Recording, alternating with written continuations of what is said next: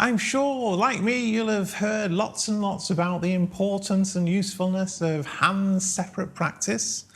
However, I was surprised to see that Heinrich Neuhaus actually thought that it wasn't such a good idea. Let me explain. Are you sitting comfortably? Then let's begin.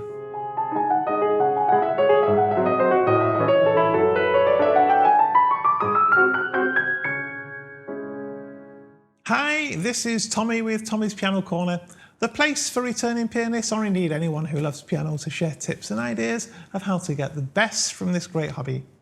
If it is your first trip here, then please do think about subscribing. Simply hit the little icon in the bottom right hand corner of your screen now and it's all done for you. Heinrich Neuhaus, in his book The Art of Piano Playing, made the statement that hand-separate practice should be treated as an emergency exit. So paraphrasing what he says, basically he's saying you don't go to a theatre with the intention of using the emergency exit. You use the main exit and you would only go to the emergency exit when there's an actual emergency. And in his view, hand-separate practicing should be regarded in the same way. Something that we only use when it's an emergency, that we can't solve hands together. In reality though, this goes against the way lots of us were taught. We've been taught and we're still told that hand-separate practice is a good way of making the foundations for a piece.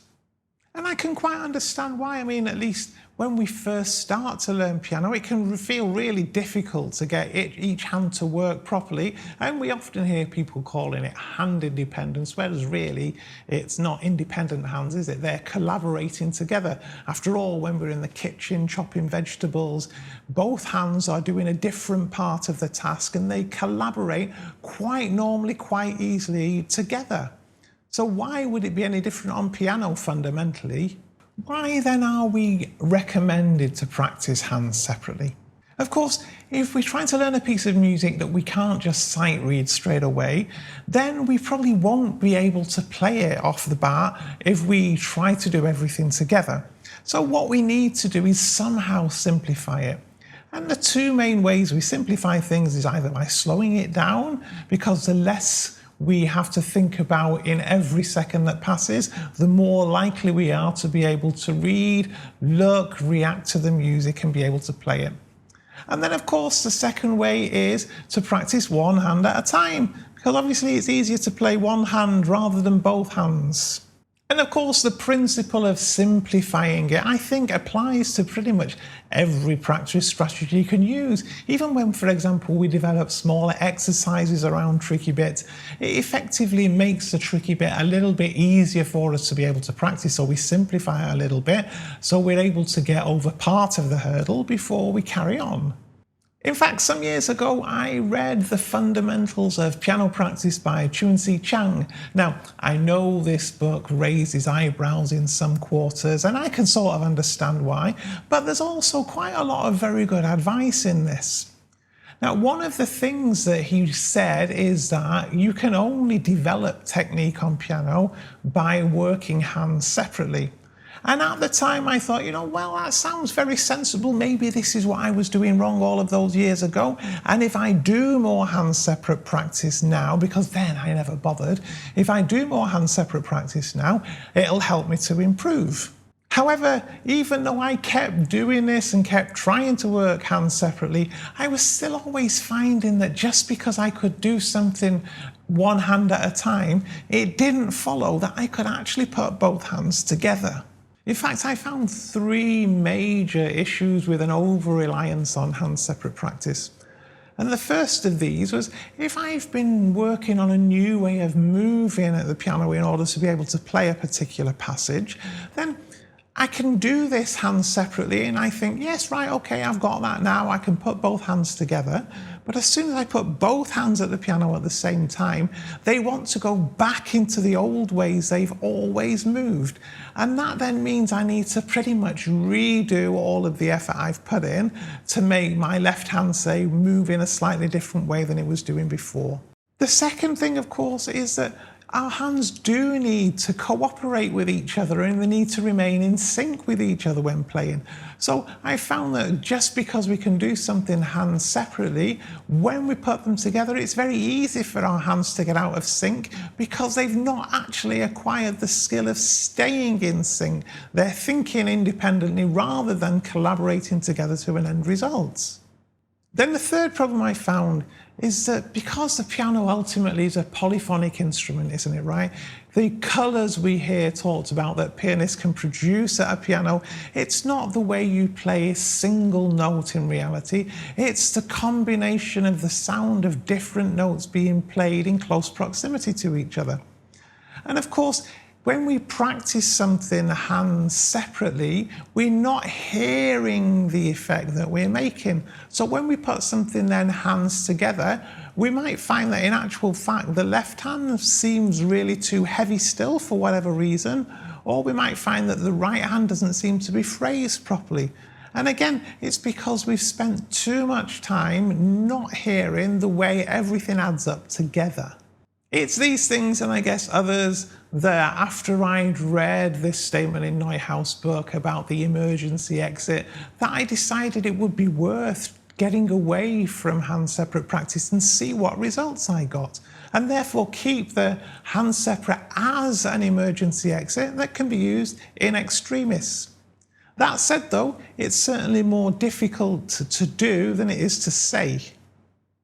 And this, to my mind, is where things start to get a little bit more complex, because simply one of the reasons we'll often revert to hand-separate practice is that nobody ever really taught us anything different in how we can work. So let's look at some of the options we might have if we find something difficult to play hands together straight off.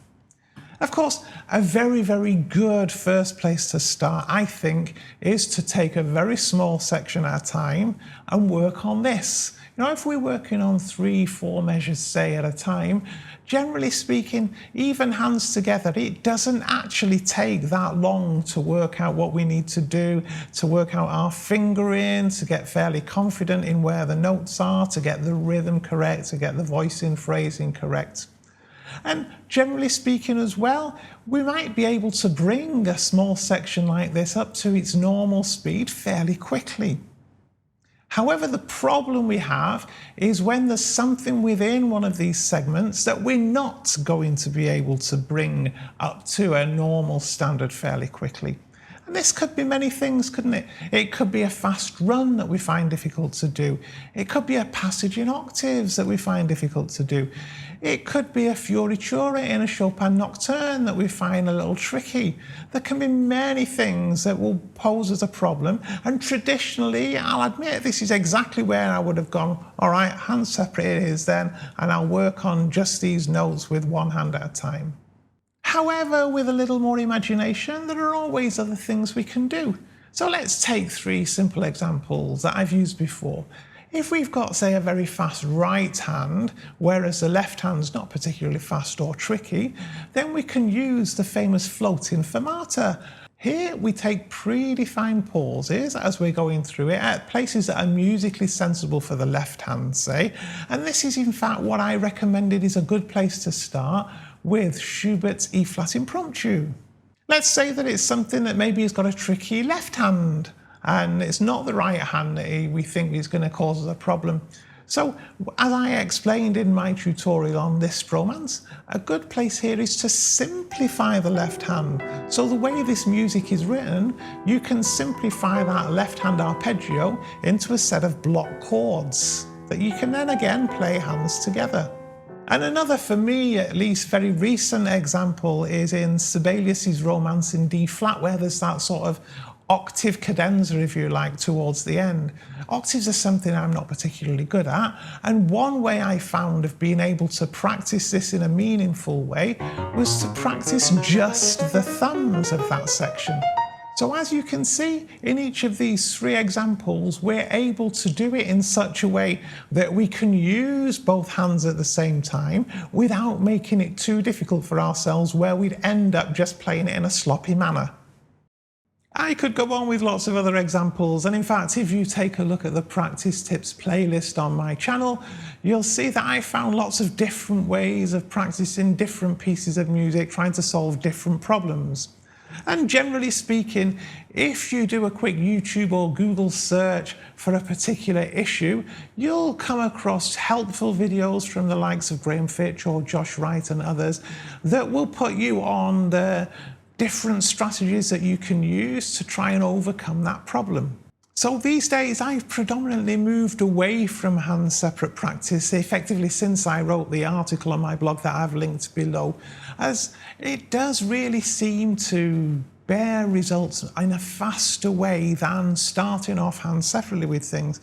And granted, initially it can feel a little more difficult to get over the first hurdle, as it were, of getting the notes understood, but it doesn't take as long as you might think once you get into the habit of doing it. And if you look in my article, have a read of it, you'll see I've linked another article that talks about the neurological reasons of why, in actual fact, hand separate practice could really be more counterproductive than it is productive. Why don't you experiment with this and let me know how you get on? If you're not already, then please do subscribe to Tommy's Piano Corner. Don't forget to hit that little bell icon so you're notified of new videos as and when they're released. I do thank you very much for watching and look forward to seeing you very soon.